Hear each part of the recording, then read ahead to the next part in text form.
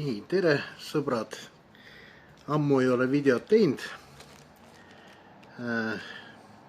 Akna taga kevad, mehed püüavad latikat ja mul tuli siis mõte näidata, kuidas käib Tartus latikapüük juba ammust ajast libiseva korgiga ja nii-öelda püük liikuva latika, see, mis liigub kudema või peale kudemist. Süsteem on natukene erinev kui põhjaõng, aga põhjaõngega on väga-väga sarnane. Nii, alustuseks ma näitan, kuidas peab välja nägema kork. Kork on ümar, ta võib olla suurem, võib olla väiksem. Kõik oleneb sellest, kui tugev vool ja kui suur raskus, mida me kasutame. Läbi on auk. Kork peab olema enam-vähem ümar. Vot see kork on natukene vale kujuga, aga sellel korgil on huvitav selline süsteem, et valguspulk käib sisse. Nii, ja sellel korgil on auk ka veits suur. Miks seda auku väiksemaks tahaks teha, et siis hakkab tööle piiraja. Kuidas piiraja siis töötab? Siin on mitukümmend, täpsemini 20 tükki. Kasutame paar tükki ära. Ja ma näitan, kuidas see siis käib. Paljud ei tea, kuidas piirajad jõhvi peale pannakse. Et siin on väike aas, paneme siit läbi jõhvi ja siis paneme jõhvi kahe korra ja tõmbame piiraja nii jõhvi peale. Ülemine piiraja, mis me paneme kõige enne, määrab sügavust. Sügavusest me räägime pärast. Nii, siis paneme korgi. Jõhvi paneme siia ja paneme teise piiraja. Nii.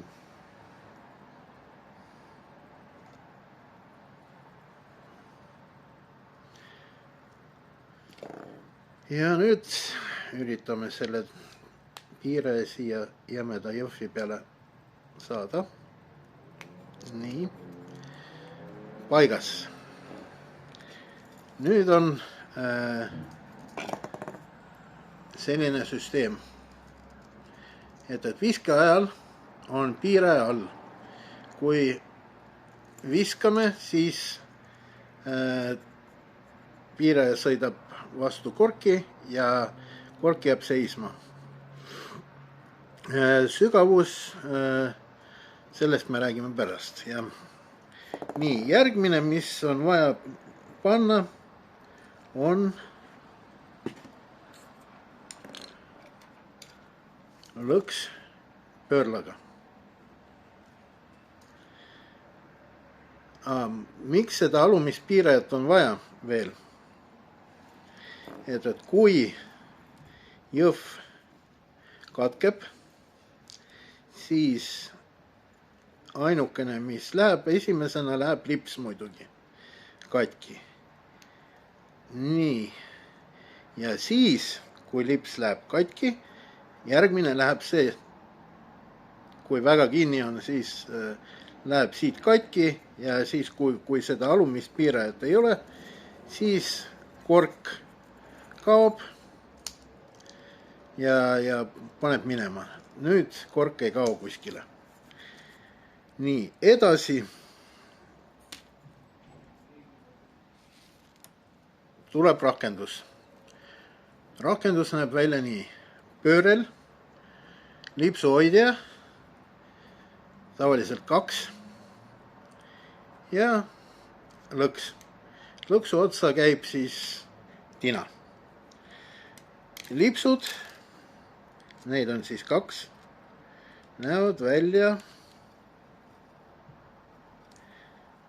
niimoodi. 2 tükki, tavaliselt on kas ühe pikkused kuskil umbes 20 sentimeetrit aasaga. Ja kuidas seda siis kinnitada, vabandust, paneme siit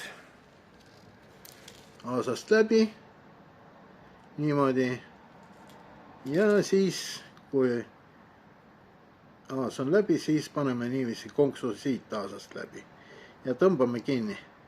Vot selline süsteem. Seda saab kiiresti lahti ja vahetada lipsu. Lipsud tavaliselt kalamees teeb kodus mitu tükki, et saab vahetada. Nii, nüüd kuidas peab püüdma selle rakendusega. Esimene asi, viskame sisse, otsime põhja kätte, see tähendab seda, et tina hakkab vastu põhja nagu puudutama ja kork hakkab näitama, et tina käib vastu põhja. Siis kerime välja, paneme umbes meeter juurde ja siis saavutamegi selle õige sügavuse. Nii, nüüd väga oluline asi, et teie õng seisaks niimoodi püsti, ma ei tea, on näha või ei ole, niimoodi püsti. Selleks on vaja teha kaks sellist, mina teen puidust sellised orgid.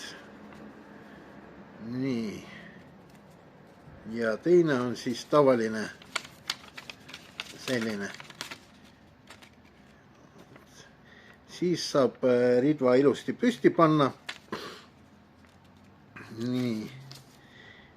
Mis siis juhtub, kui ridv püsti on, siis jõhv läheb õhus ja vesi ei mõjuta seda korki, ei mõjuta tina ja siis saab kasutada kergemat tina, näiteks 70 grammi, isegi 60 grammi. Nii, nüüd kuidas ma saan aru, et latikas võttis? Kork hakkab tõmblema ja siis järsku hakkab ujuma. Vot see moment, kui kork ujub, siis on uss või tõugud on latika suus ja ta tõstab üles ja kork aitab tal minna. Et kork tõstab selle tina, aitab seda tina tõsta. Ja vooluga läheb alla, siis peab haakima. Nüüd veel üks asi, mis aitab püüda korgiga öösse. Siia otsa me paneme kleepsu, mis on elkur. Et kui vajutad nuppu ja paned valguse põlema taskulambiga, siis sa näed seda elkurit, sest et on pingul ja vaatab sinu poole. Seesama auk vaatab sinu poole. Nii, kui helkurit pole, see tähendab seda, et kork läks sirgeks ja hakkab ujuma. Nii, minu arust sellega ma vist lõpetan. Kui teil on küsimused, miks ja mis ja kuidas, siis tulge poodi ja ma räägin teile põhjalikult, mis ja kuidas ja mida teha ja kuidas siduda. Ja kuidas odavamalt saada siduda ja ühesõnaga tulge ja küsige, et kõik saab korda. Head päeva!